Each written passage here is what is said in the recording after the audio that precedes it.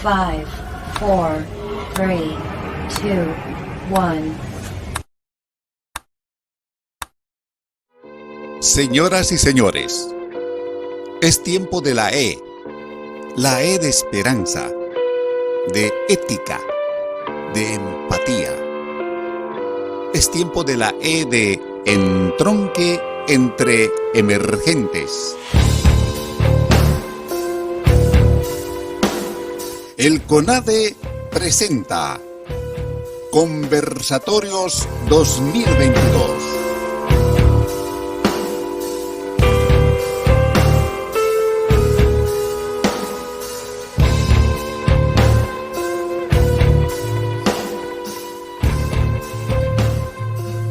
Con ustedes, sus conductores.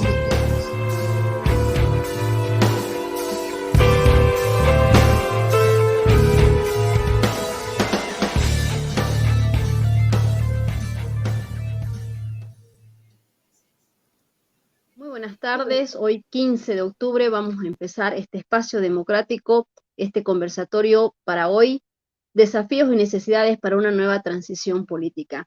Y para tal efecto vamos a dar la bienvenida a quienes compartirán con nosotros esta tarde, don Carlos Berg, doctor en Derecho Penal y Derecho Constitucional y ex parlamentario de nuestro país. Buenas tardes, don Carlos. Buenas tardes, Melvi, gracias por la invitación a este conversatorio del tiempo de la E. También se encuentra con nosotros María Salazar, diputada nacional, que compartirá también esta tarde. Creo que estamos con un pequeño problema con María, ¿está ahí? Si no, Está, pero no tiene la cámara encendida. Ah, ya, perfecto. También está con nosotros esta tarde don Renzo Carlos Abrucerse, quien también compartirá este diálogo. Él es sociólogo, docente e investigador de nuestro país. Buenas tardes, un verdadero placer compartir con ustedes el diálogo del día. Perfecto. Esperemos que María pueda conectarse, o que su cámara se pueda activar, para que hoy empecemos en este pequeño diálogo sobre desafíos y necesidades para una nueva transición política. Algo tan importante en estos momentos de tensión política, pero además de haber celebrado a pocos días atrás lo que ha sido la recuperación de la democracia. Para esta primera parte quiero lanzarles la interrogante que vamos a tener y que podamos desarrollar con todos ustedes. ¿Cuáles creen que son los factores que están afectando a la actual coyuntura política para empezar o afirmar que hay desafíos y necesidades para una nueva transición política a partir del 2025? Quisiera darle la palabra a don Renzo de entrada para que podamos empezar este diálogo. Gracias, muchas gracias. Bueno, yo creo que no es que la transición va a empezar en 2025. Yo creo que lo que estamos viviendo es precisamente un periodo de transición.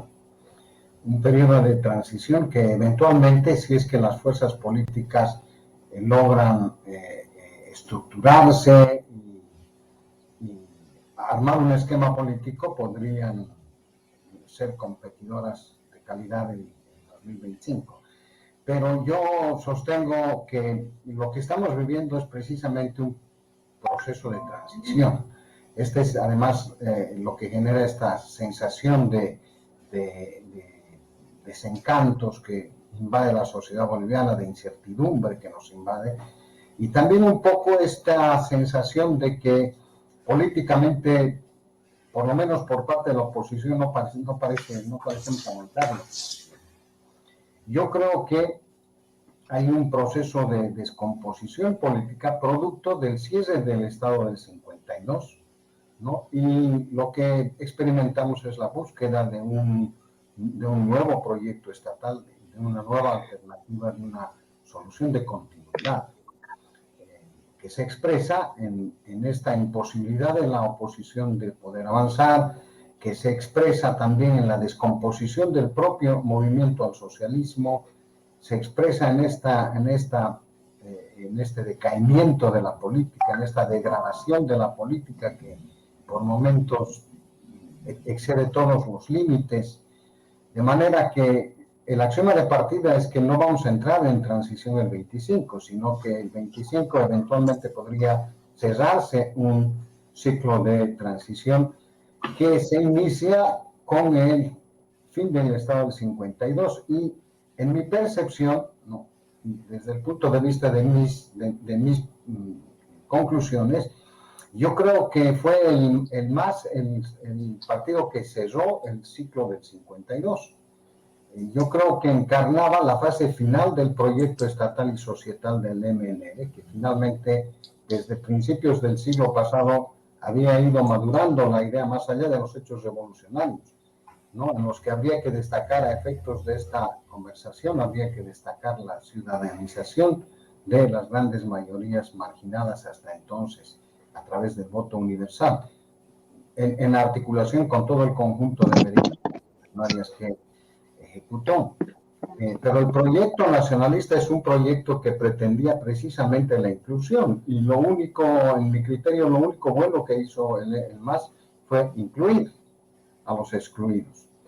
Lamentablemente la exclusión la tiñó de racismo, pero si eliminamos ese factor, es decir, hubiéramos podido construir un país de verdad con todos sus integrantes y con todas las dinámicas propias de la modernidad capitalista. De manera que yo sostengo que al cierre del ciclo del 52, ¿no?, que termina en 2019 con la renuncia y fuga de Evo Morales, se ha abierto un interregno caracterizado por la búsqueda de un nuevo proyecto político, ¿no? Y esto se expresa en esta profunda desarticulación del sistema político, en la búsqueda de nuevas formas de representación y de nuevas formas de participación de los ciudadanos. Y aquí hay un punto que con esto cierro, es un punto importante. Los referentes de este proceso en la búsqueda de una solución de continuidad ya no radican en lo nacional popular, radican en lo ciudadano democrático. Ese es el punto que ha de facilitar cualquier proceso de transición pacífica. Tu micrófono, Meli, por favor. Perdón. Gracias. Renzo, por esta pequeña parte y lo que usted decía muy importante, en el cierre de la transición será el 2025. Don Carlos Ver, por favor, su análisis. Gracias, Melvi. Un cordial saludo a todas y todos quienes nos siguen a través de Facebook y YouTube. Por lo extenso de la pregunta, esta explicación, me he visto obligado a preparar un texto que lo voy a leer de la manera más rápida posible. La primera pregunta depende, la respuesta a la primera pregunta mejor depende del estado de situación que se les atribuya a los actores políticos, especialmente al MAS y a su gobierno en el marco de la coyuntura. Consideramos nosotros que los componentes centrales de la coyuntura son los siguientes. En el terreno económico, debemos comenzar recordando que el modelo económico del ciclo masista basa su dinámica en el consumo interno y en la inversión pública. Pero veamos a qué condujo este modelo. A. Un déficit fiscal crónico, entre el 8 y el 10% del PIB cada año, desde 2014 adelante. Veamos solo 2021, el déficit fue de 9.7%, algo más de 4.000 millones de dólares de déficit en la gestión pasada. B. Crecimiento constante de la deuda pública, tanto externa e interna. Al 31 de agosto de este año, la deuda externa ascendía a 12.566 millones de dólares y la deuda interna a 14.300 millones, sumando entre ambos 26.566 millones de dólares, cuyo peso sería cercano al 66% del PIB, 2/3 del PIB. Muy, pero muy por encima del ratio de deuda pública recomendado. C. Disminución tendencial de las reservas internacionales netas. Al 20 de septiembre de este año quedaban 4.175 millones, con solo 1.300 millones en divisas de uso inmediato, que alcanzarán no más de un mes y medio para cubrir las importaciones. D. Déficit por primera vez en la historia de los últimos 40 años, déficit en el comercio exterior de hidrocarburos. Al 31 de julio de este año, las exportaciones de gas y GLP llegaron a 1.822 millones de dólares, mientras las importaciones de diésel y gasolina sumaron 2.274 millones. Vale decir, un déficit de 452 millones de dólares. Al cerrar 2022, las subvenciones a hidrocarburos, alimentos y otros llegarán a una cifra entre 1.500 y 2.000 millones de dólares. F. Este dato es sencillamente escandaloso. La plantilla de empleados públicos del nivel central pasó de dólares 1.639 millones en 2006 a nada menos que 12.400 millones en 2022, un crecimiento cercano al 700%. G. El TGN no dispone ya de recursos suficientes para continuar financiando la inversión pública con fondos propios, lo que explica el crecimiento de la deuda pública. H. La política de mantener el tipo de cambio fijo parece haber agotado su función de contención de la inflación y terminó propiciando el ingreso masivo de productos de los países vecinos, distorsionando la dinámica del mercado interno y quebrantando la soberanía alimentaria. Y en sentido contrario, porque hay que ser rigurosos, debemos mencionar que tanto la balanza comercial como la de pagos, después de varios años, entregaron cifras positivas, amortiguando un tanto el rigor de los indicadores negativos anteriores, aunque sin poder revertir la tendencia adversa de la SIN y la deuda externa. En suma, en el terreno económico, el llamado modelo económico social comunitario productivo se encuentra agotado y ya no puede sustentar el funcionamiento y crecimiento económico del país. Sociales. En este campo deben considerarse los indicadores detallados a continuación. Solo algunos. A. Más del 80% del empleo se encuentra en las actividades informales, al margen de las regulaciones estatales sobre salario mínimo, seguridad social, etcétera, etcétera. B. Al cerrar 2021, el 71% de los habitantes de las áreas rurales se encuentra en condiciones de pobreza extrema y o moderada, lo mismo que el 38% de las ciudades. Tal parece que la narrativa oficial del MAS de ser el representante de pueblos indígenas, de la población y comunidades rurales quedó sencillamente en una fantasía. C. Los servicios de salud continúan arrastrando su baja capacidad de atención, lo que explica las largas filas de personas enfermas que todos los días buscan atención en las cajas de salud y en los establecimientos de la salud pública y, por supuesto, su disminuida calidad. D. Según la encuesta de hogares de 2020, existen cerca de 3,5 millones de hogares en Bolivia, de los cuales solo el 64% tiene acceso al agua por red de cañería, sí, etcétera. No quiero mencionar más indicadores porque hay otros más y entrar a concluir enumerando los factores políticos. A.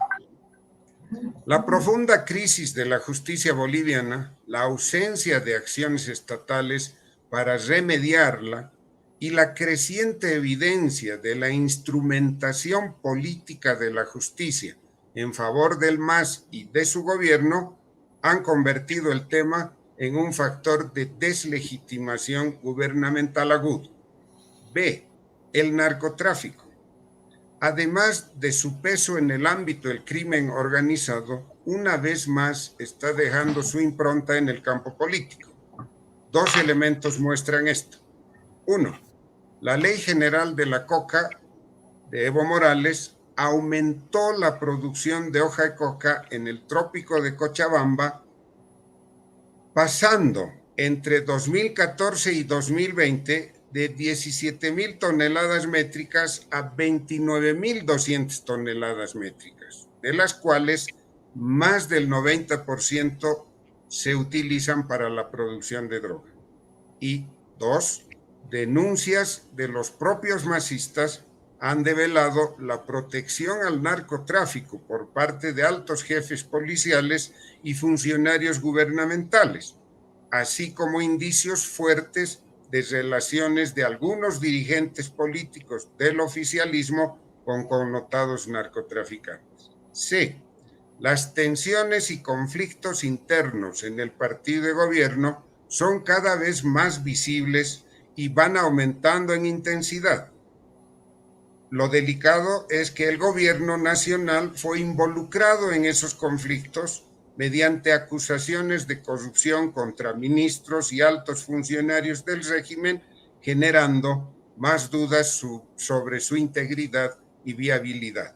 D.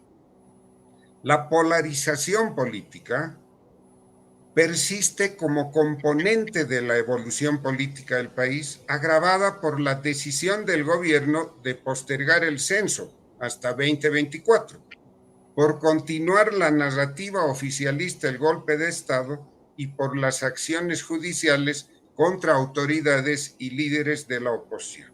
Y lo sucedido en la elección del defensor del pueblo terminó por eliminar el débil capital político que les quedaba a los partidos de la oposición. Carecen hoy de respaldo social significativo. Respuesta final en base a estos elementos.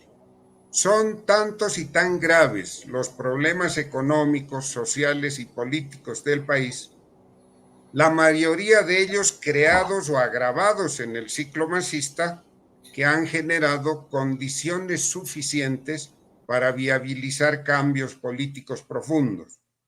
El próximo gobierno podría ser, debería ser, de transición hacia una Bolivia mejor. Gracias por su análisis. La verdad que ha sido una síntesis de la realidad, una radiografía de lo que está pasando en el país y que obviamente a todos nos deja con una preocupación bien marcada. Ya está con nosotros la diputada María Salazar. Buenas tardes, diputada. ¿Cómo está, querida Melvi, Renzo, Carlos? Muy buenas tardes. Mil disculpas, por favor, tuve algunos problemas con la conexión. Efectivamente, bueno, yo saludo a todos los que nos están siguiendo el día de ahora. Efectivamente,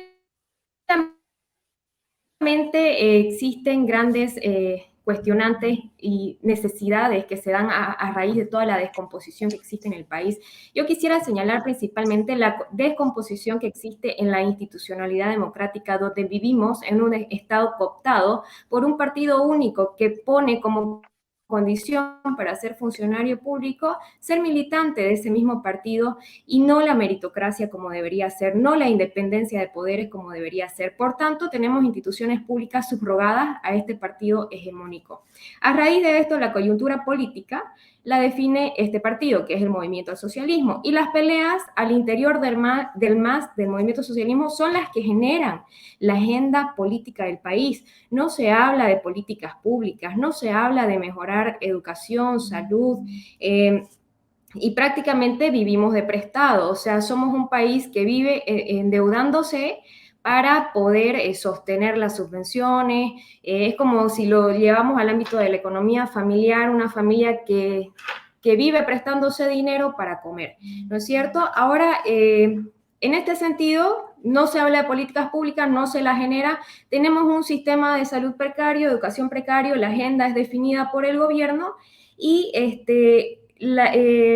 su agenda principal es dominar el territorio, la población, la justicia y los poderes públicos. Es decir, estamos yendo a un camino del totalitarismo, ¿no es cierto? Ahora vivimos en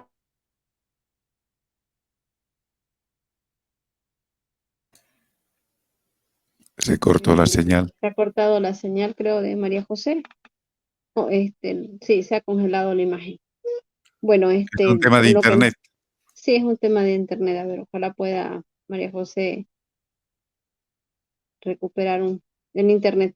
Pero bien marcaba ella su análisis en cuanto a esta decisión del movimiento al socialismo, sobre todo de lograr una hegemonía del poder, ¿no? La toma de las instituciones, el manejar todas ellas también generan justamente eso. Creo que ya está María José. Sí, estoy nuevamente con problemas de señal. Bueno, les decía que vivimos, perdón, en un totalitarismo, o sea, camino a un totalitarismo porque tenemos pluralismo limitado, una élite heterogénea, diferentes grupos queriendo hacerse de lo público, no hay ideología definida, un sistema de partidos que está prácticamente destruido, la institucionalidad destruida. Y bueno, estas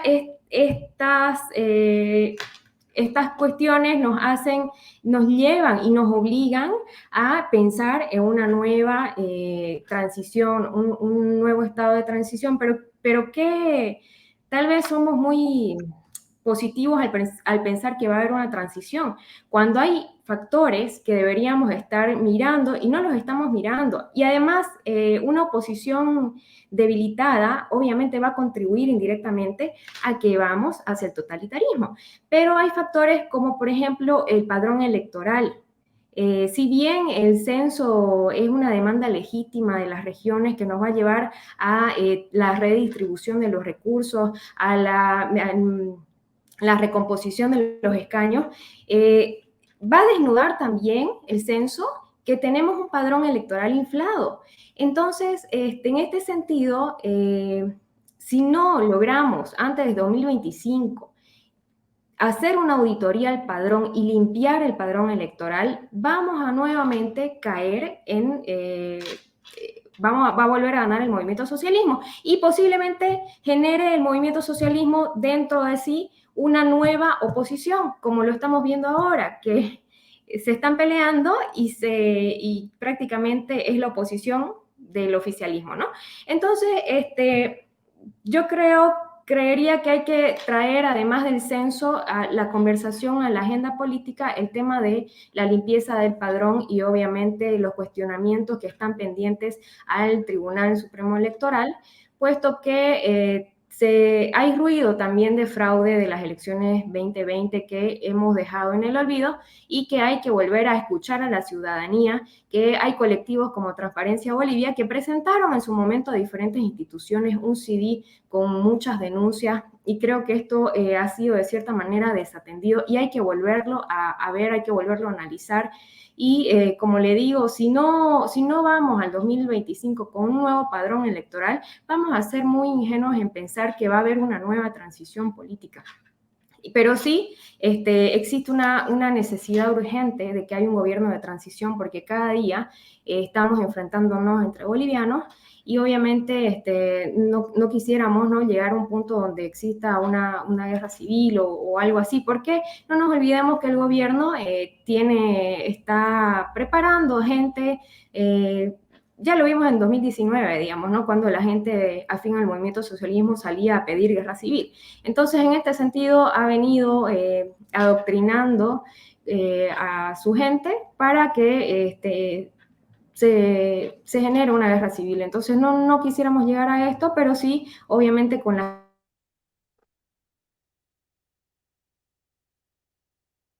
Asumo yo que con la situación que lleva el país, demandas obviamente, legítimas. Perdón. siga María, es que se corta. Nuevamente mencionar. Estamos entrecortados, definitivamente. Definitivamente estamos entrecortados con María, pero creo que es muy importante este aspecto que ella señala, ¿no? Para ella vamos a un camino de la posibilidad de una guerra civil. Y alguien hoy en Santa Cruz hacía referencia a esta situación, ¿no? Decía, los extremos y los radicalismos en este momento están expuestos y no se logra una conciliación. Por ejemplo, en el tema de la demanda al descenso y podríamos estar hablando de una guerra civil de baja intensidad, decían entre algunos comentarios de hoy en el análisis por lo que se puede suceder a partir del 22 que se ha declarado paro indefinido en Santa Cruz de la Sierra. Pero bueno, hemos quedado aquí en la mesa con varios apuntes con respecto a lo que se ha relacionado a la primera consulta. La descomposición política para don Renzo no es un momento de transición, sino más bien del cierre. Y don Carlos Berón nos hacía un análisis muy, muy sucinto de toda la situación económica, política y social del país por la que atravesamos y obviamente la descomposición la que se genera juntamente con lo que manifestaba la diputada Salazar. Vamos a plantearnos la segunda interrogante para este conversatorio. Tiene que ver sobre todo desde qué plataforma organización política o movimiento social se puede generar una organización política que pueda ser una real alternativa de gobierno en las elecciones del 2025. A criterio de ustedes, entonces, les dejo la consulta. Empezaremos con María. Gracias, Melvi. ¿Me escuchan? Sí. Perfectamente, adelante.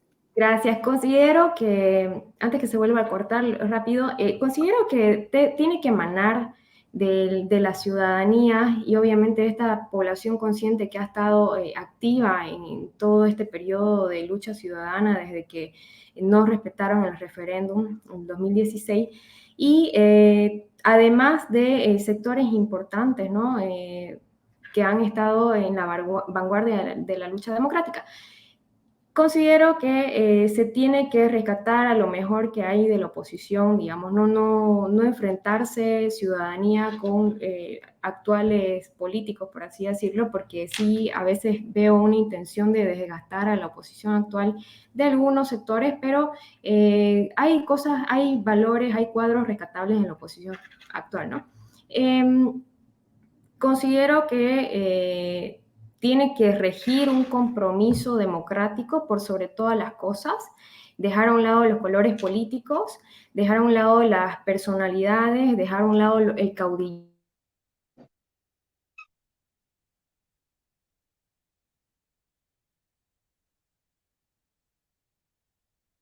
Se cortó, Sí, ¿se puede? definitivamente estamos con problemas.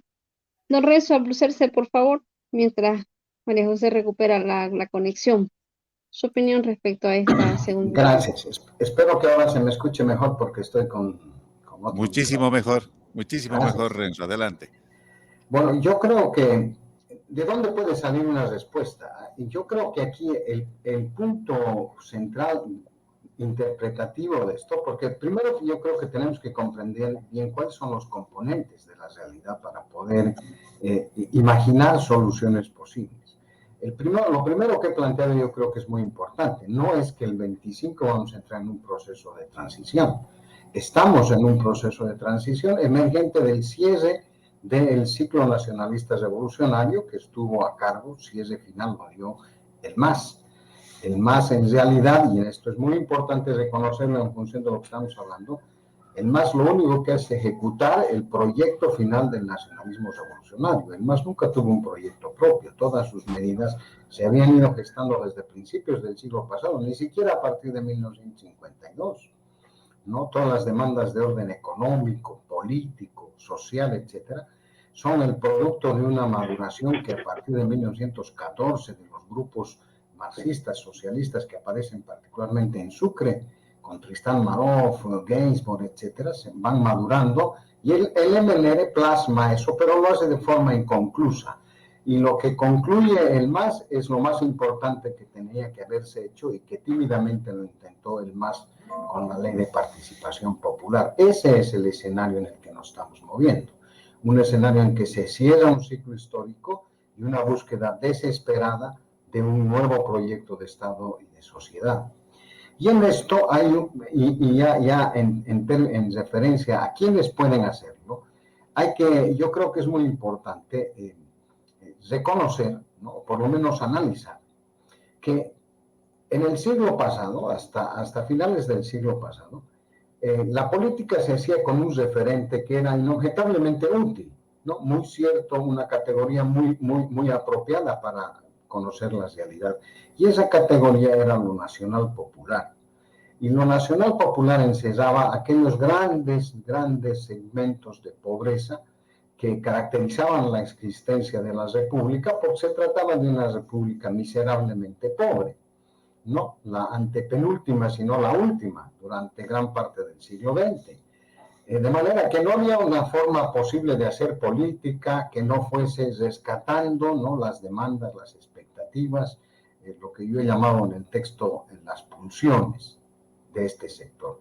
Lo nacional, expresado en su contenido popular, era lo que hacía la política. Y el político que quería ser diputado, presidente, lo que fuese, tenía que hacer explícitas estas demandas, estas situaciones dramáticas que vivía el pueblo boliviano.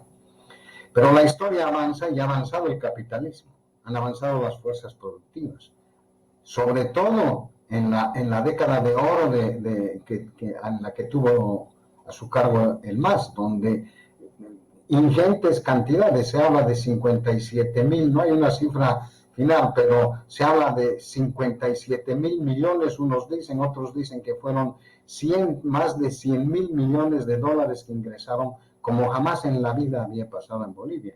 Esto obviamente tiene un efecto, y ese efecto se tradujo en algo que el MAS no lo repetía hasta el cansancio, es decir, hubo millones de ciudadanos, al menos 3 millones, dice el Fondo Monetario Internacional, que salieron de la pobreza y se incorporaron a las clases medias. En ese escenario, ¿no?, las grandes demandas y los grandes actores ya no son los sectores incorporados en lo que se conocía como lo nacional popular. Porque ahora estamos hablando, y no solamente en Bolivia, sino en gran parte del planeta, de una burguesía popular. Lo que de una forma primaria se llamaba hace algunos años atrás la burguesía chola, hoy es una burguesía popular incorporada en los parámetros del desarrollo capitalista, ¿no?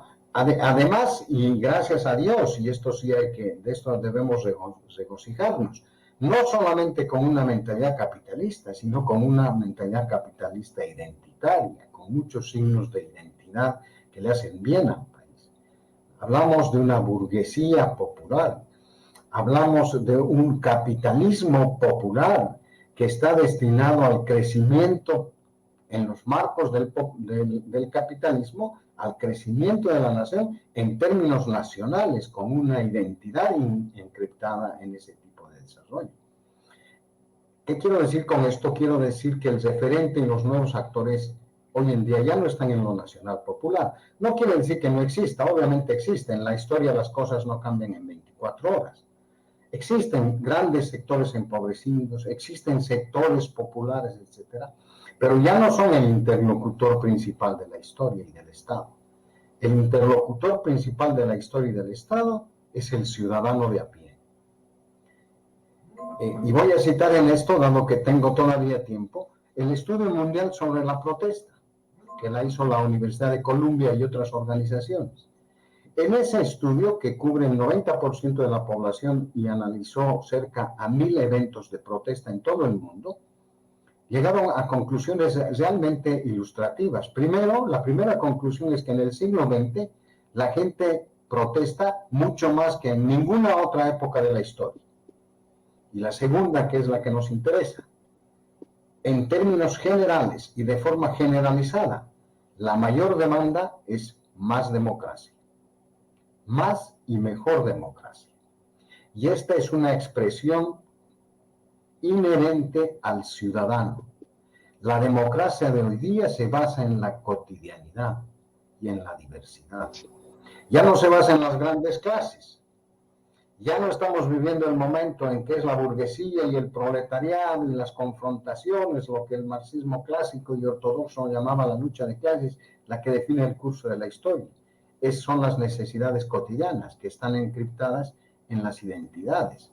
Las amas de casa salen a bloquear las calles porque no les llegó la garrafa, ¿no? Los campesinos de un pueblo salen a bloquear la carretera porque les falta 150 metros de pavimento. Los LGBT salen a las calles porque no se ha reconocido su identidad. Los obreros salen a las calles porque protestan por ciertas medidas que ha tomado el propietario de la industria.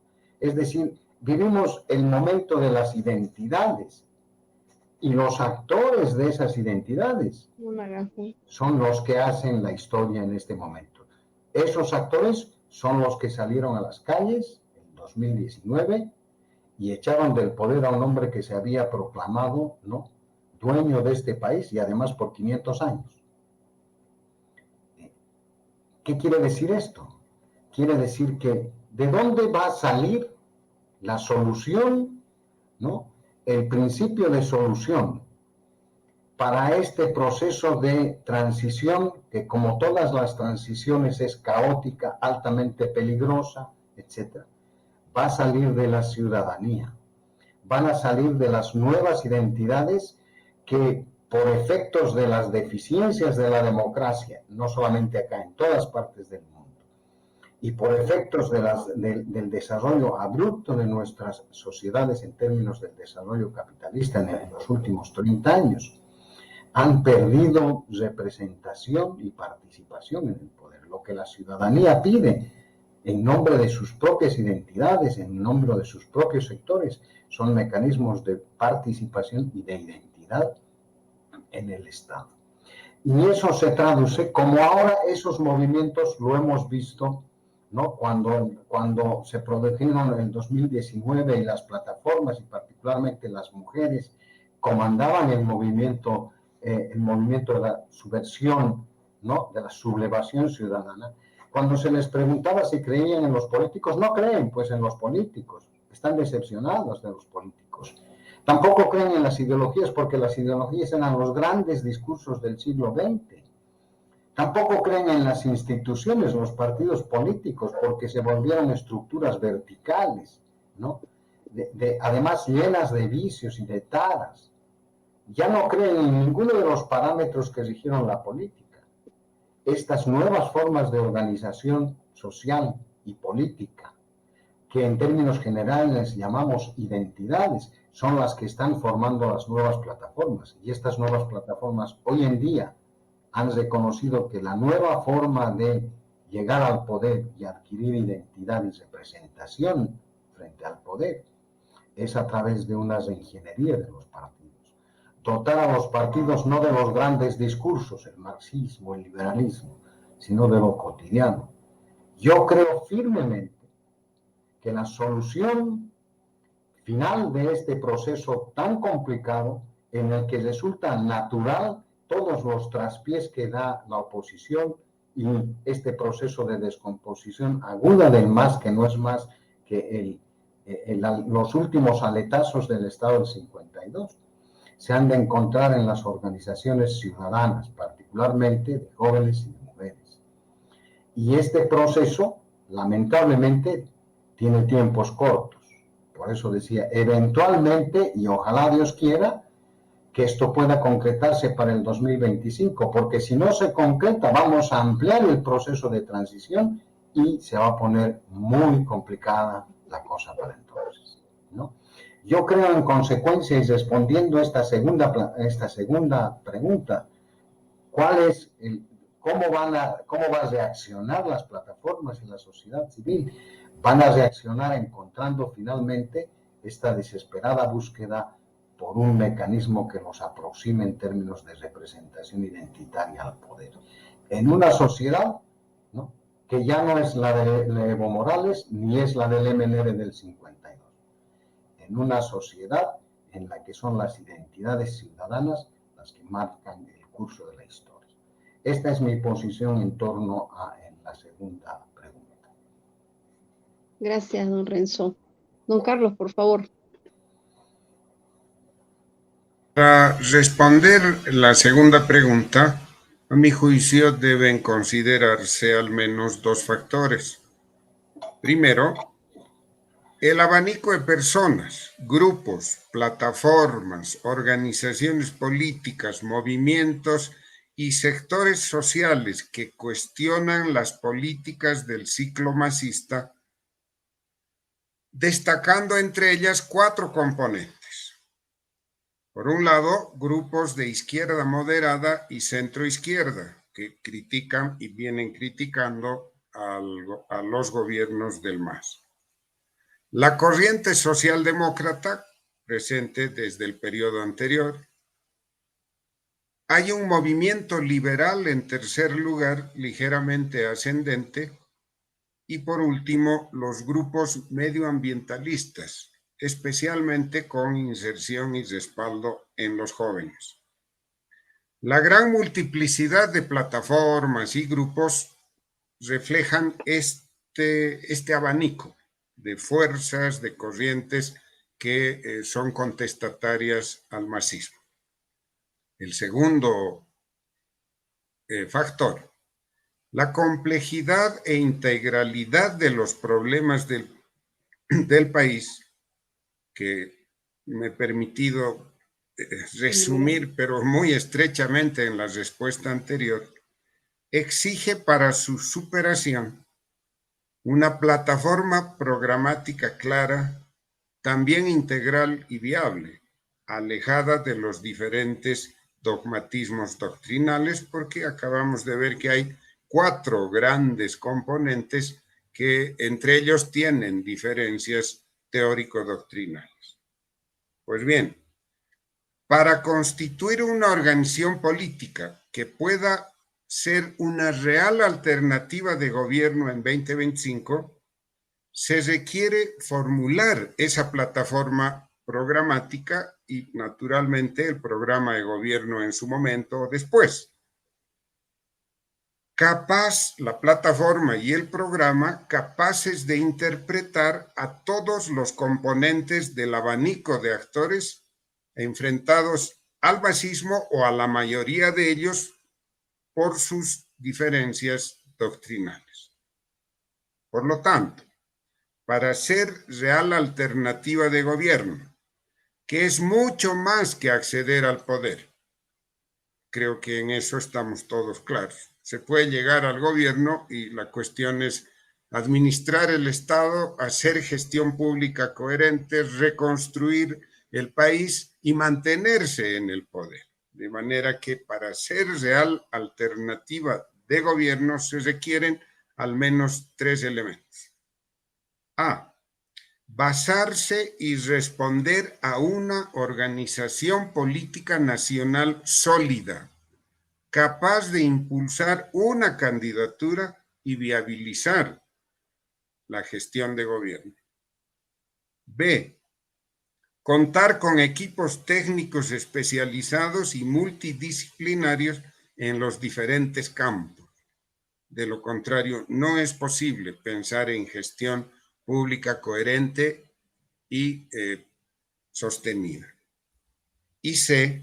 Actuar bajo un liderazgo claro que puede ser individual o colectivo o una combinación de ambos, que es lo recomendable, y no solo contar con una figura individual, un caudillo, que es lo que tanto desde el oficialismo como en la oposición se han ido prefigurando en los periodos anteriores. Gracias. Gracias, don Carlos, por este análisis sucinto que usted hace.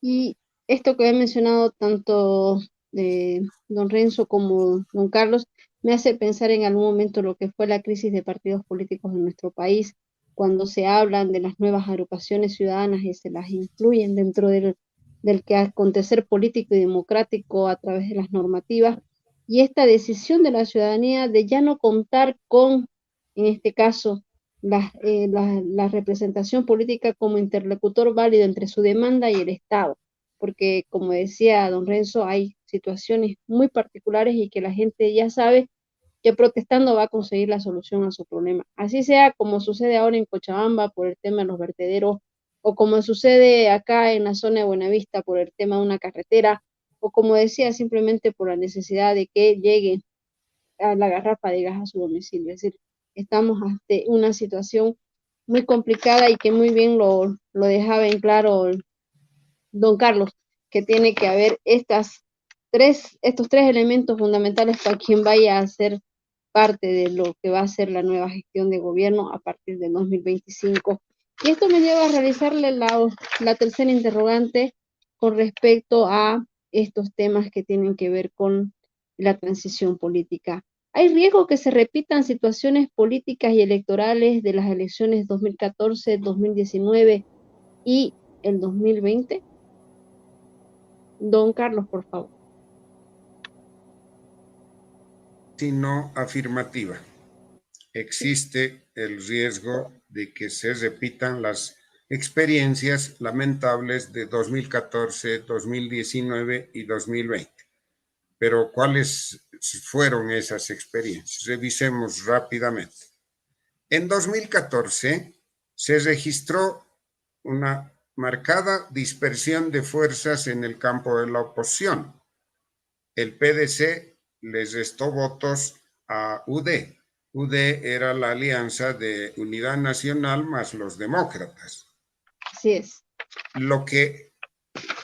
El resultado de la actuación del PDC y la disminución de los votos facilitó que el MAS obtuviera 2/3 en la Asamblea Legislativa Plurinacional. ¿Qué pasó en 2019? Bolivia dijo no, que fue la fachada de los demócratas en la elección de 2019.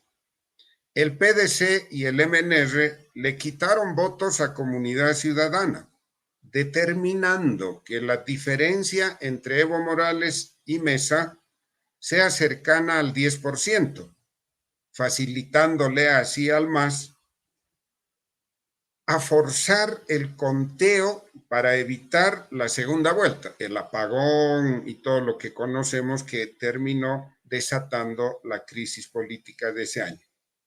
Nótese que si la diferencia hubiese sido de 7 o menos puntos, las maniobras fraudulentas prácticamente resultaban inviables y lo hubieran sido bastante más mientras menor resultaba la diferencia.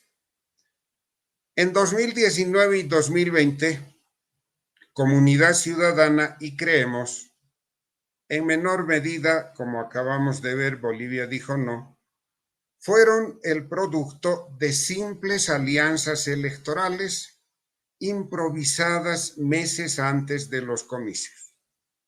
Sus candidatos surgieron de pequeños grupos de personas que promocionaron una candidatura generando un movimiento amorfo de sustento. Carlos Mesa y Fernando Camacho, especialmente el primero, solo esperaban que las y los electores voten por ellos, para luego gobernar con sus allegados y amigos en relaciones directas de persona a persona. En esas condiciones, puede capturarse el poder político, pero permanecer en él se convertirá en una tarea cuesta arriba y muy empinada, especialmente si el adversario derrotado cuenta con una estructura importante y tiene inserción en múltiples sectores sociales, como sucede con el MAS. Ambas situaciones pueden repetirse en 2025. Para evitarlo, lo que todos debemos impulsar es la creación de una nueva organización política con las características descritas en la respuesta anterior, que impulse un binomio con respaldo social y nominado a través de las elecciones primarias y dé sustento y continuidad a la gestión de gobierno. Por todo eso, debemos decir entre todos, basta a hipotéticos salvadores y a sus roscas políticas ocupadas más en acrecentar sus espacios de poder que en construir una alternativa de gobierno capaz de reconstruir el Estado y el país.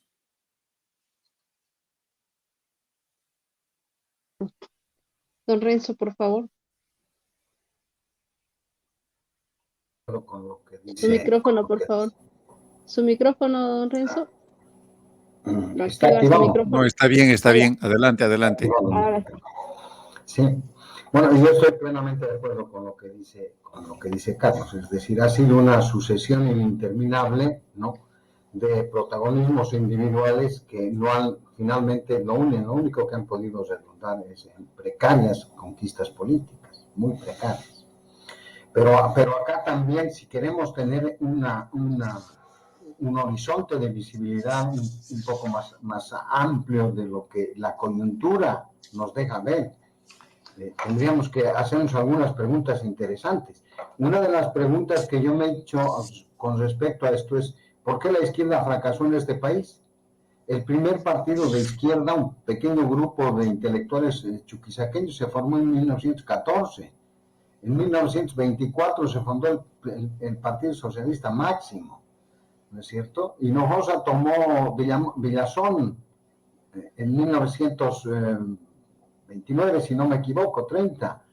La izquierda en este país tuvo un desarrollo muchísimo más elaborado, ¿no?, y prolongado que la derecha, y finalmente, si hablamos de derechas y de izquierdas, y finalmente la derecha le ganó el 52, se impuso en el país, se hizo la revolución que no pudo hacer la izquierda. ¿Por qué traigo esto a colación? Porque la formación de partidos es un proceso, no es una cuestión de personas. El MNR le venció a toda la izquierda marxista, que además estaba ampliamente financiada, soportada, con una fluidez de documentación, inclusive cuando nosotros éramos jóvenes, Carlos y yo, que somos los mayores en este grupo, nos llegaban del Partido Comunista de la Unión Soviética, de Rusia, los textos en impresiones de lujo gratuitamente, había que manejarlos clandestinamente y no era posible de que sean públicos ni compartirlos con nadie, pero públicamente y además por centenares, y eso se produjo a lo largo de casi todo el siglo XX. Con todas esas facilidades, la izquierda no le pudo ganar al nacionalismo revolucionario. Y aquí quiero aclarar que no soy movimentista, esto es un punto de vista solamente académico. Pero ¿por qué le ganó? Porque hizo una lectura correcta de la realidad. Porque mientras la izquierda en Bolivia sigue, hasta nuestros días, sigue con la retórica de que la clase obrera es la clase que va a redimir el ser humano y va a transformar el mundo, el MNR dijo la única posibilidad de hacerlo es cuando nos unamos en una alianza de clases. Y esa alianza de clases incorporaba a los campesinos, a los obreros, a las clases medias. Esa lectura que en términos muy lineales, muy generales, se resume en alianza de clases, le dio la victoria y transformó el país en ese paradigma.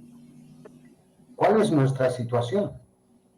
Si nos preguntamos por qué los partidos políticos que se han ido formando, pero como tostado en las 2 últimas décadas, no tienen éxito, es porque no han sabido leer este país. ¿Y por qué los actuales partidos políticos no tienen el éxito que todos deseamos?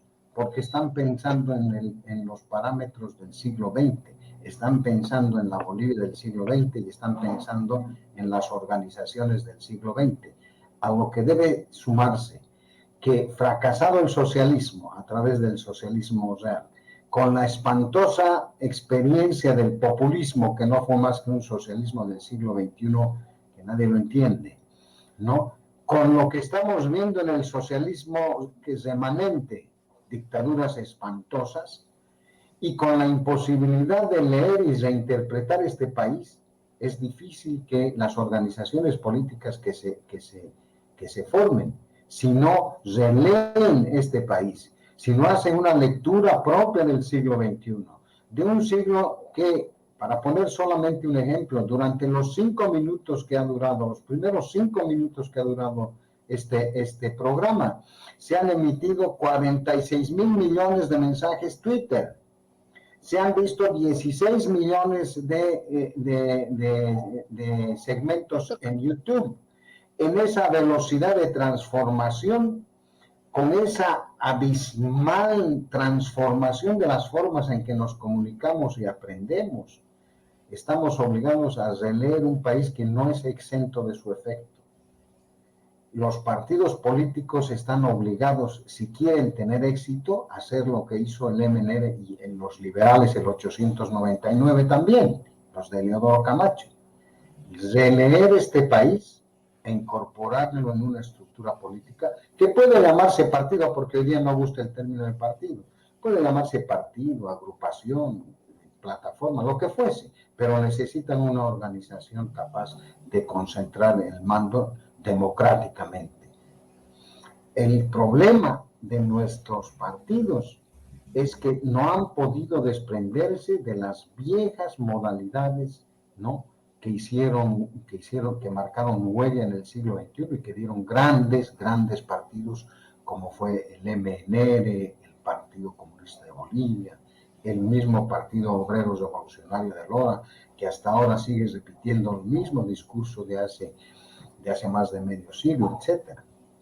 La relectura es lo que les impide. ¿Dónde vamos a encontrar la solución?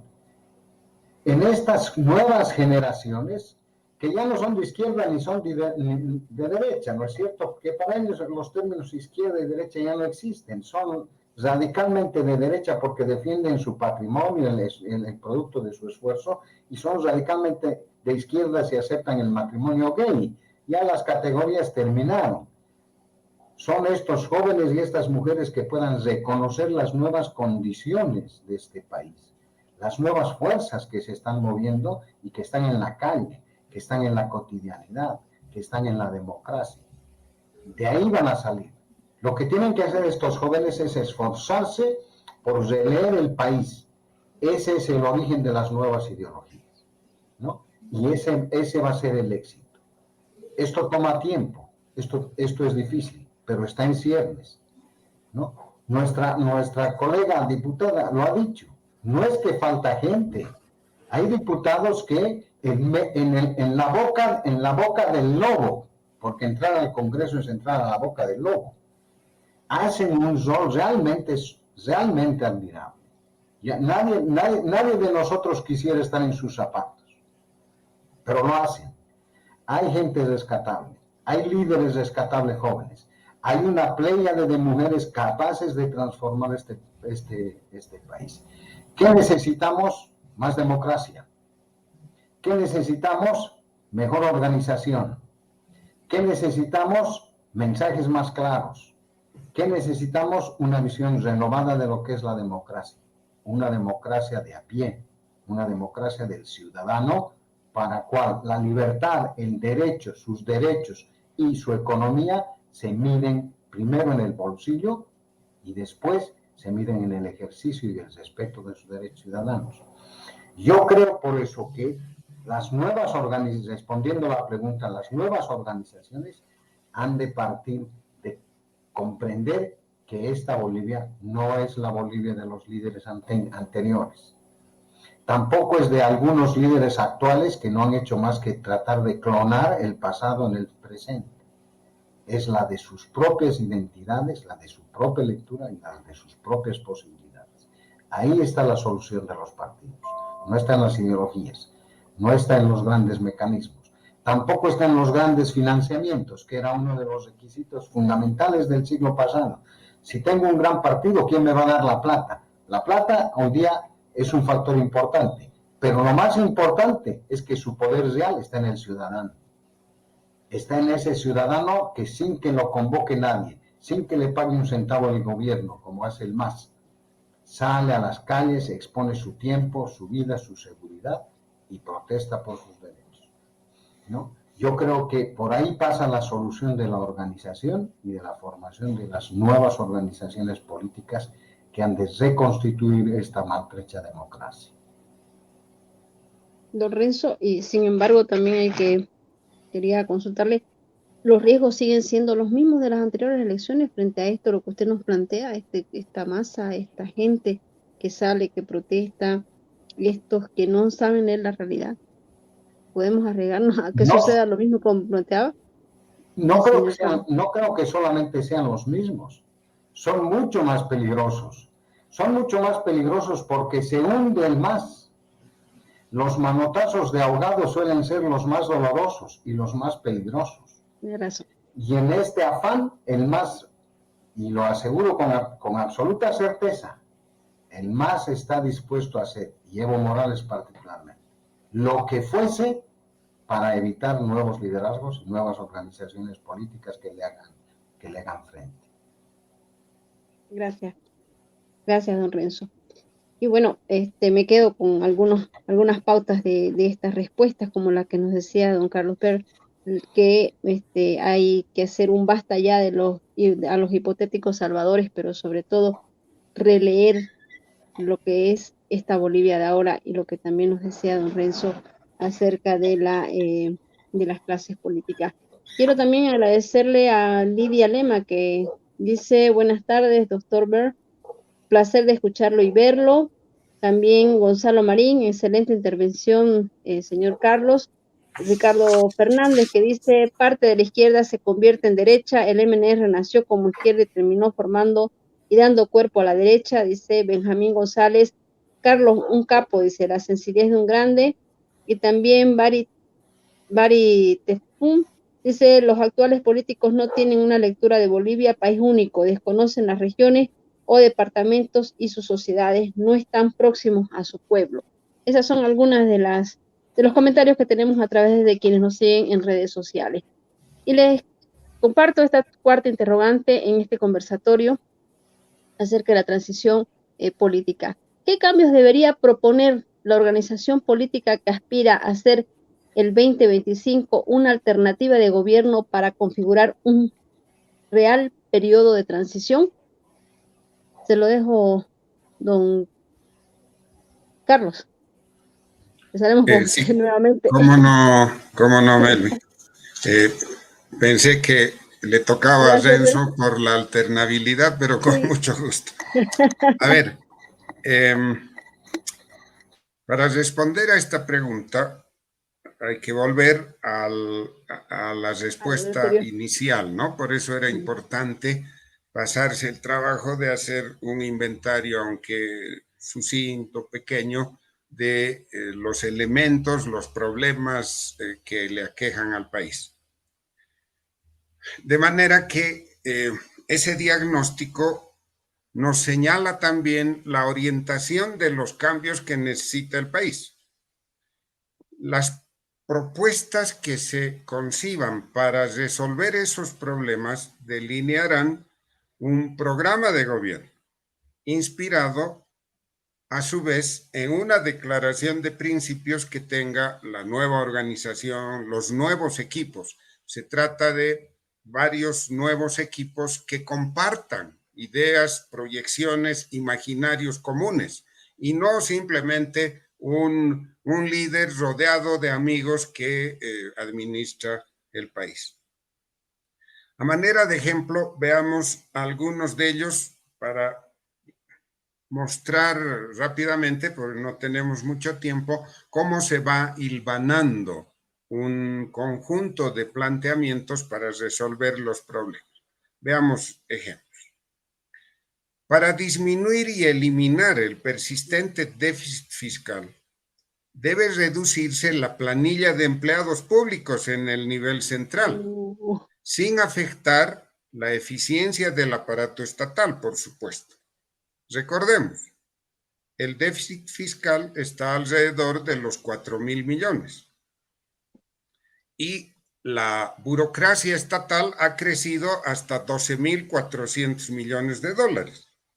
Con solo reducir a 8.000 millones la planilla, es decir, ni siquiera imaginamos volver a 5.000 o un estado súper eficiente porque estamos en Bolivia, no en Suiza, ¿no? Pero solo reducir a 8.000 millones hemos cubierto el déficit fiscal. Pero se puede además disminuir la cantidad de ministerios, racionalizar la administración pública y tomar la decisión del cierre de las empresas estatales deficitarias pensando en transferirlos a sus trabajadores con un capital de arranque y un plan de pago de largo plazo para cubrir su valor, como primera opción, o directamente a empresarios que decidan adquirirlas si los trabajadores no desean hacerse cargo del emprendimiento.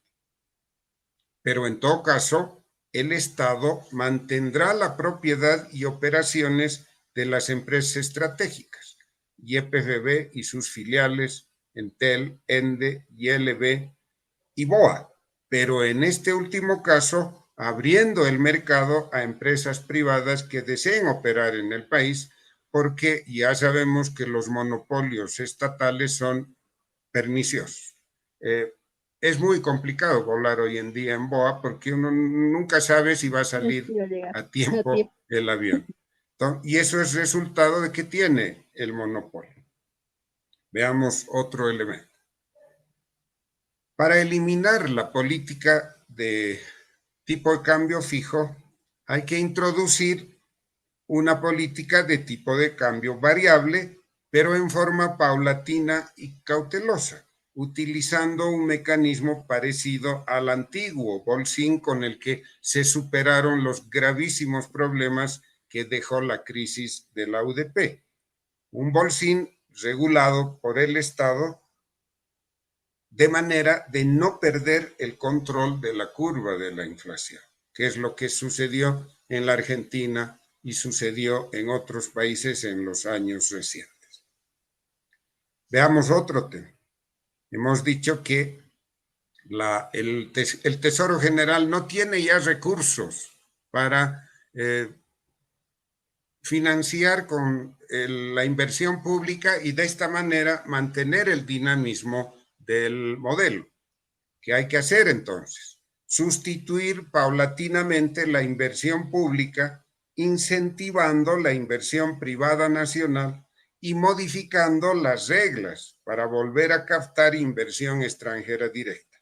Sin esta última medida, la reducción del empleo público podría derivar en contracción del consumo interno, factor que podría ralentizar el crecimiento económico. El fallido y agotado modelo masista, por lo tanto, será sustituido por un modelo de libre mercado, adecuadamente regulado y fomentado por el Estado, cuyas funciones deben estar claramente establecidas en la CPE, en la Constitución. Esto requiere un comentario adicional.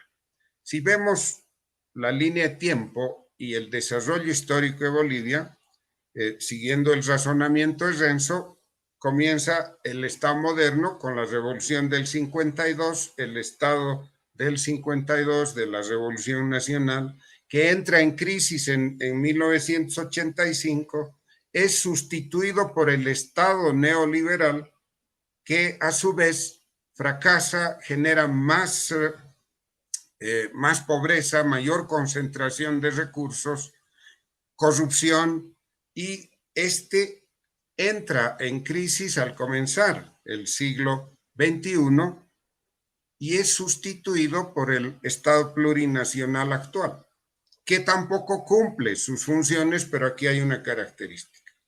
El Estado neoliberal se basó en el consenso de Washington y aquella vieja figura de achicar el Estado y agrandar la economía y la sociedad, que no fue tal.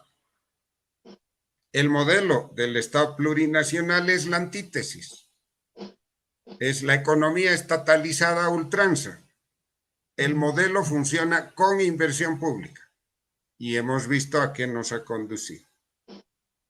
Hay que diseñar un nuevo modelo ecléctico, mixto, que sea de libre mercado, porque el estatismo a ultranza no es solución, y al mismo tiempo el Estado debe tener un rol protagónico de dirección, pero nunca de productor, para evitar que suceda lo que está sucediendo en el país.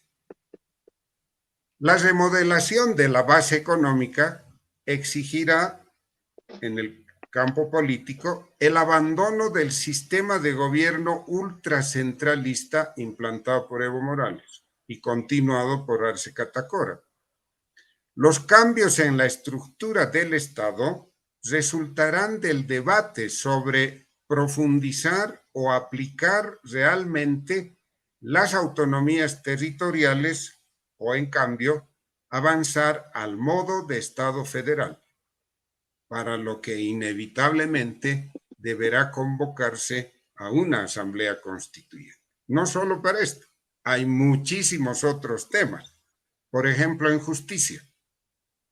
Como el nuevo gobierno de transición asumimos que un partido alternativo toma el gobierno en 2025, bueno, enero de 2026.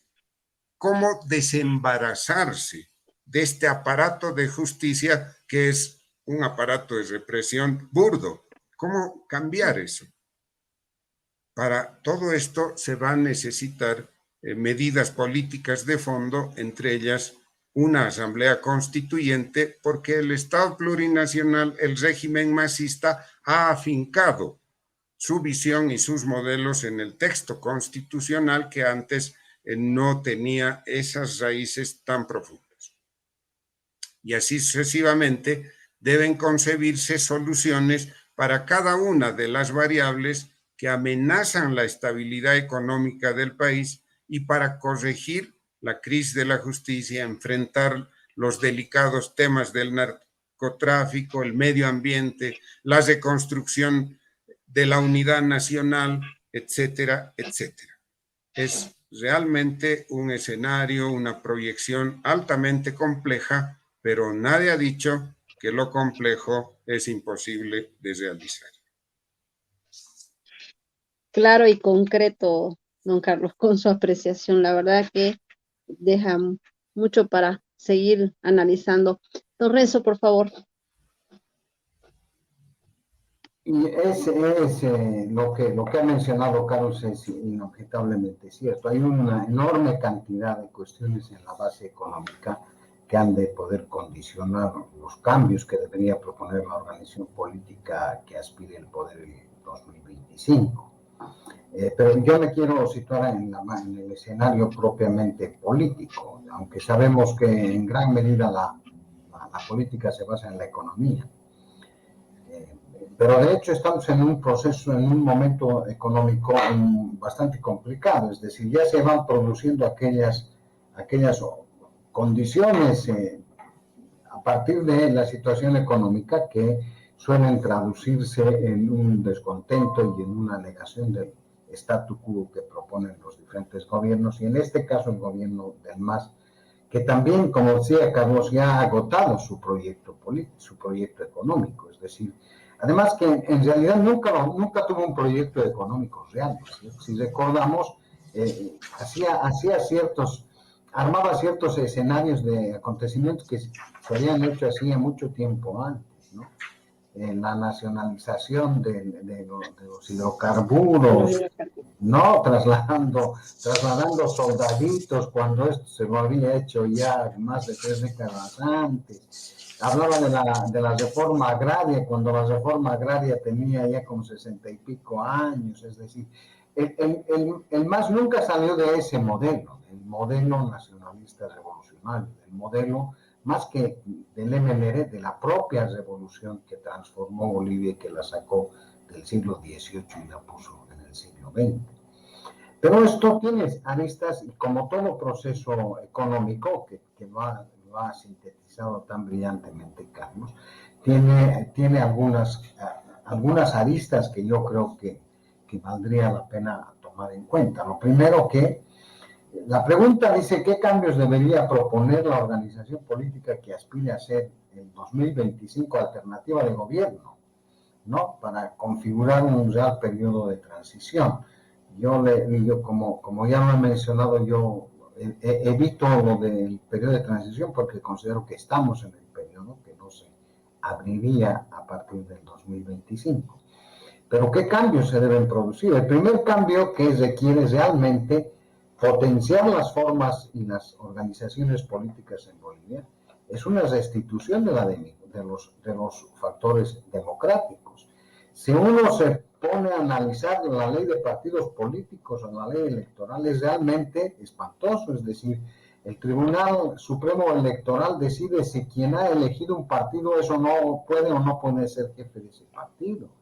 Es decir, es un nivel de injerencia y un nivel de control coactivo no sin precedentes en la historia política de Bolivia. Entonces yo creo que una de las condiciones básicas para que la sociedad pueda organizar sus expresiones políticas es una lucha sistemática por la reformulación de estas dos leyes que son leyes mordaza y la vigencia obviamente de los derechos ciudadanos. En gran medida hay que reconfigurar el orden político eliminando dos factores básicos. La lucha política en el horizonte electoral debería ser hincapié en esto. El primero, la judicialización de la política. Y el segundo, la racialización de la política.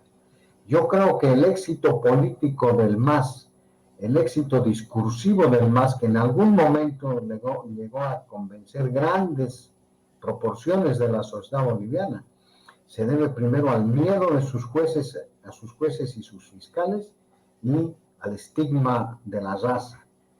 Yo creo que esos dos elementos fueron claves para que el MAS pudiera construir un discurso político falseado. Y en la perspectiva de construir nuevos liderazgos y de construir nuevas organizaciones políticas, hay que combatir estas dos formas que son realmente las peores formas que puede adoptar la política. Racializarla como hicieron los regímenes fascistas que se construían a partir del concepto de raza, y judicializar, ¿no? Para cerrarle la boca a todo el pueblo, ¿no?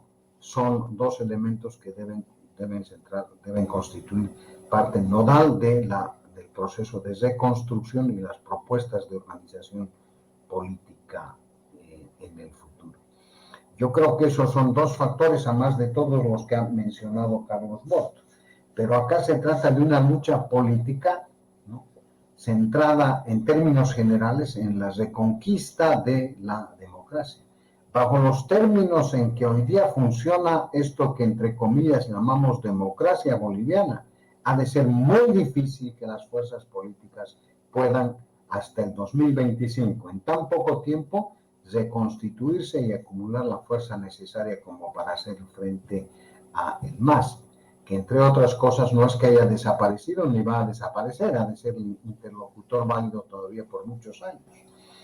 Pero si no reconquistamos la democracia, y eso supone una revisión del padrón electoral, eso supone un censo que distribuya mejor no solamente los recursos económicos, sino también los curules y la democracia a través del territorio.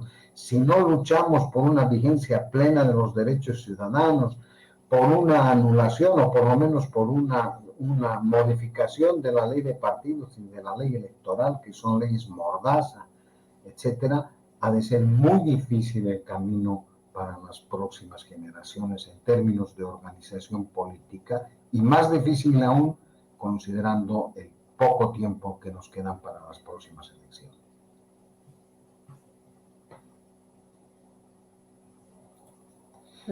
Gracias, don Renzo, por sus apreciaciones con respecto a esta cuarta interrogante. Y antes de ir cerrando ya lo que es este conversatorio, quiero ceder la palabra a don Walter para que nos hagas algunos comentarios. Sí, Melví.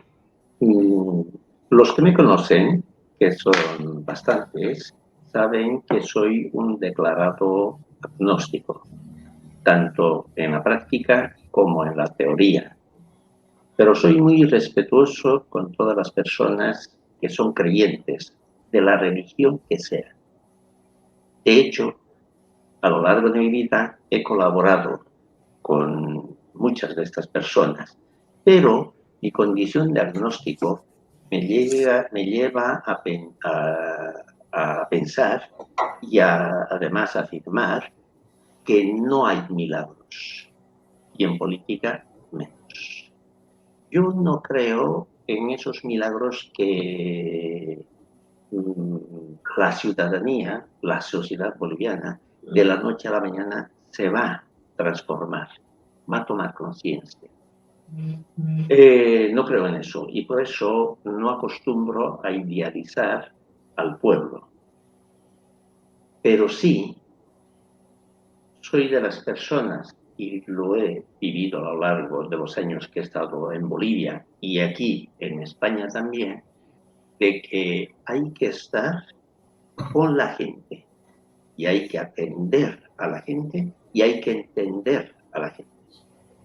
En los casi 30 años que he llevado dedicado a la formación de funcionarios aquí en España, eso es lo que yo les transmitía a los que después es diferente los funcionarios aquí en España, porque se sigue un proceso selectivo a lo que es allá en Bolivia.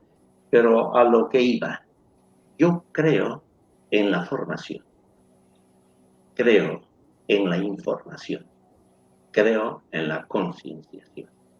Y por eso, cada 15 días se organizan esta serie de conversatorios. Es un lujo tener a Renzo, a Carlos, estaba María, por cuestiones de internet se tenía que cortar, y tenía que estar también Beto Astorga, que por cuestiones de actividades en la asamblea, pues no ha podido ingresar. Pero llevamos desde el CONADE casi ya 2 años que empezamos cada semana y después pasamos a 15 días, pues en esa tarea de formar. Yo estaba pensando mientras les oía a ustedes que en principio pensaba no asistir o creía no asistir porque tengo una infección en el ojo muy parecida a la infección que vive el país, pero esto lo tengo que cuidar yo y al país lo tiene que cuidar la ciudadanía, pero no quería perderme pues el estar con gente sabia, que sabe y sabe transmitir y sabe concienciar. Yo quiero agradecer pues a Carlos, a Renzo, a María, a Melví y, cómo no, a José Luis, que está por detrás, es nuestro comunicador, y a José Castro, que también nos hace los flyers. Agradecer a las miles de personas que suelen conectarse porque tienen ganas, quieren formar parte de esas tres patas, de esas tres columnas que hacía mención Carlos. Hay que responder a una organización política sólida. Pues habrá que construirlo, habrá que hacerlo. Hay que contar con equipos técnicos, con personas éticas, con personas empáticas, con personas que transmitan esperanza. Y hay que actuar bajo unos liderazgos que es diferente a los caudillos, tal como lo ha mencionado, o a estos líderes mesiánicos. No podemos prescindir de los partidos políticos ni de la actividad política partidista, porque si no el riesgo es de que nos pase, como está pasando aquí en Europa, que después el fascismo, la extrema derecha, va incursionando, como ha incursionado también ahí en América Latina. De aquí a 15 días vamos a tener un conversatorio donde se dialogará, se expondrá el tema de tariquía. Yo no sé si se llama tariquía o tariquia, porque he oído que se dice de ambas formas. No sé cuál es lo correcto, que después ustedes les pediría que verla. El tema es, ¿se salva tariquía o se muere la humanidad? Porque no es solo Bolivia la que está en peligro, es toda la humanidad. Y ya pasó, o esta insistencia se hizo con lo del TIBNIS, que también está en peligro. Gracias a todos ustedes. Melvin, continúa, por favor, dando los minutos de oro a Carlos y Renzo para que se puedan distribuir. Y a nombre del CONADE, una vez más, muchas gracias. Gracias, don Walter, de verdad, por estas palabras. Y bueno, como usted decía, cada 15 días tenemos este conversatorio. Y también le agradecemos mucho a Lidia Lema, que nos sigue a través de las redes sociales. Dice, pienso será tan difícil para los políticos de oposición entender que haciendo un solo frente es más probable vencer al contendor, dice. Coco Gutiérrez dice, les comparto, nuevo pensamiento político, una organización política nacional, liderazgo político nacional y regional, equipo técnico para elaborar un nuevo programa de gobierno. Sería bueno poner estos 4 puntos para el debate nacional. Ricardo Fernández dice, acertado este evento y sus organizadores al invitar a Renzo y a Carlos, excelentes analistas. Rodolfo García dice, es un lujo poder contar con expositores. Yo creo que cuando hagamos una lectura correcta de la idiosincrasia de nuestra sociedad, según el contexto por que atraviesa, que por cierto está muy marcada. También Gonzalo Marín dice, como ciudadanos de a pie, para las próximas elecciones solicitamos un solo candidato presidencial. De todos los líderes, el que tiene más apoyo debe ir, dice. También hay otros comentarios más. Esperanza Rivera dice, gracias CONADE por toda su trayectoria, dedicación y siempre defendiendo nuestra democracia. Son algunos de los comentarios que tenemos en las redes sociales. Y como decía Walter, para ir cerrando, sus conclusiones, por favor, en este caso, don Renzo. Gracias. Primero, agradecer nuevamente la posibilidad de compartir este escenario. Realmente es un verdadero placer, no solamente porque uno siente que puede contribuir al desarrollo de CONADE, que el avance en defensa de la democracia ha sido realmente impresionante, ¿no es cierto? Se ha levantado casi de las cenizas como el ave fénix, y es porque sí comprende el curso que está tomando la historia y sí está acertado, sin necesidad de ser un partido político, pero encarna la voluntad ciudadana. Y gracias por permitirnos ser parte de este esfuerzo también. Yo creo que este debate ha logrado tocar algunos puntos muy importantes desde el punto de vista de la economía, desde el punto de vista de la política, desde el punto de vista de la lectura del país. Y yo creo que si en algo hemos podido aportar, pues es para nosotros un verdadero orgullo haberlo hecho. Muchísimas gracias a ustedes, a los que siguen en las redes, en Facebook, el debate, y será hasta una nueva próxima oportunidad. Muchísimas gracias. Gracias. Don Carlos. Bueno, gracias nuevamente a CONADE, no sé exactamente decir CONADE Europa, CONADE Barcelona o cómo. CONADE Bolivia. Gracias por la invitación.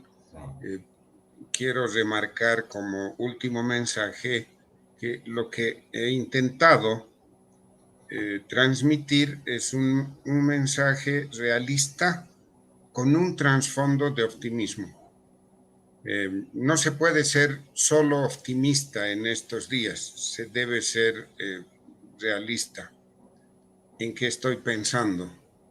El mensaje que he traído es que para enfrentar a un adversario de las dimensiones y las prácticas prebendales del MAS, con el ejercicio que tiene del gobierno durante 16 años, para enfrentar eso se necesita una organización política. Debemos estar convencidos de ello. Eso es el realismo. Muy difícil de lograr, porque la ley de partidos, la ley electoral, etcétera, han puesto 1000 trampas para impedir esto. Ese es el realismo. Pero también seamos optimistas y midamos el tiempo.